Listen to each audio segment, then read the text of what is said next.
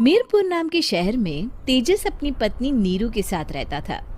पति पत्नी दोनों ही नौकरी करते थे। एक दिन तेजस गांव अपनी माँ के पास फोन करता है। हेलो, प्रणाम माँ।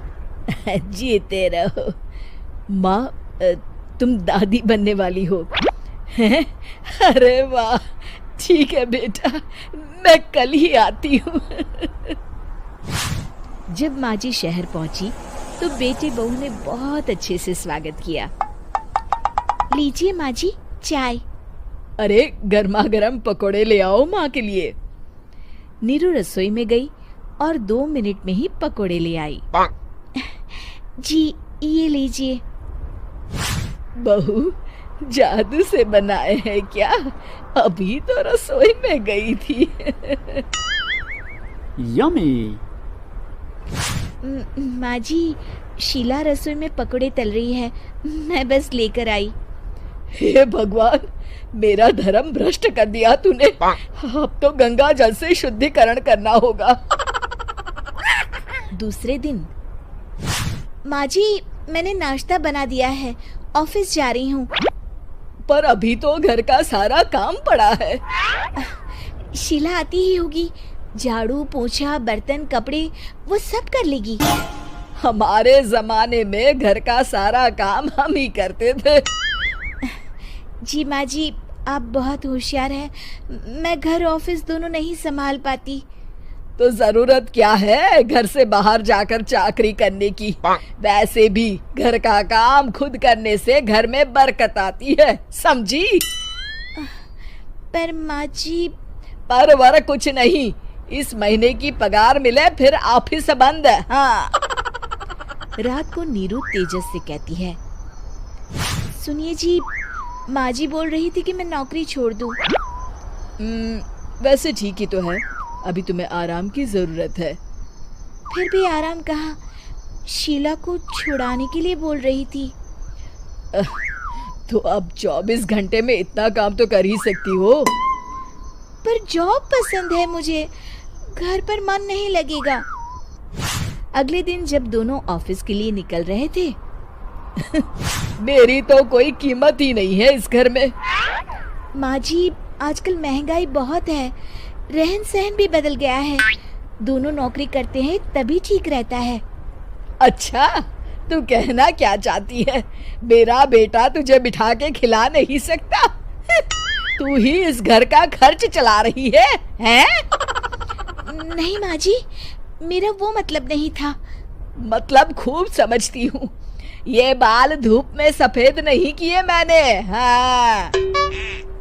अब तो ये रोज का काम हो गया था। तेजस भी रोज की झिकझिक से परेशान हो गया था।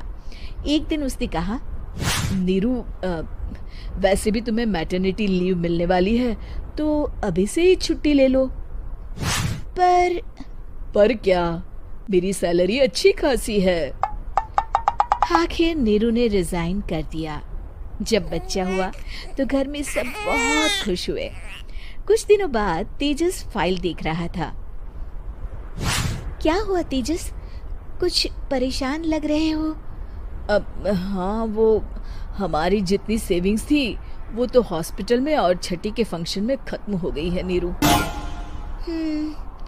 और अभी वैसे मंदी चल रही है तो मैं बोल रही थी कल मुन्ना को हेपेटाइटिस का टीका लगवाना है। नीरू, क्या पोस्टपोन नहीं कर सकते? नहीं जी, बिल्कुल नहीं। अब तेजस को समझ में आ रहा था कि उससे गलती हुई है। पैसों की कमी का असर घर के माहौल पर भी पड़ रहा था। अगले दिन, बेटा मेरा चश्मा और ये दवाइयाँ ले आना, पर्चा देते हुए माँ जी ने कहा। जी। तेजस, मुन्ना के लिए दूध का डिब्बा और डायपर भी ले आना, और ये किराने के सामान की लिस्ट है, इसे भी लाना है। तेजस गुस्से में लिस्ट मरोड़कर फेंकता है और चिल्लाता है, पैसे क्या पेड़ पर उगते हैं? ये ले आना, वो ले आना। अरे पर ये जरूरत का सामान ही है। वो गुस्से में बिना कुछ कहे ऑफिस चला गया। अरे लंच तो ले जाइए। नीरू दौड़कर डिब्बा पकड़ाती है एक दिन खाना खाने के बाद, नीरू, अब तो मुन्ना कुछ बड़ा हो गया, तो अब तुम वापस ज्वाइन कर लो ना जॉब। पर इस रिसेशन में जॉब मिलना बहुत मुश्किल है। ट्राई तो करो। फिर मुन्ना? माँ जी है ना, और एक फुल टाइम मेड भी लगा लेंगे। पर माँ जी, उन्हें तो पसंद नहीं। तभी माँ जी वहाँ आ जाती है और प्यार से नीरू के सर पर हाथ फेरते हुए बोलती है, अब मेरी समझ में आ गया बहू, पहले के और अब के समय में अंतर है। तुम काम शुरू करो, मुन्ना की जिम्मेदारी मेरी। मेरी प्यारी माँ जी। ये कहकर नीरू उनके गले लग गई। शिक्षा, परिवर्तन संसार का नियम है।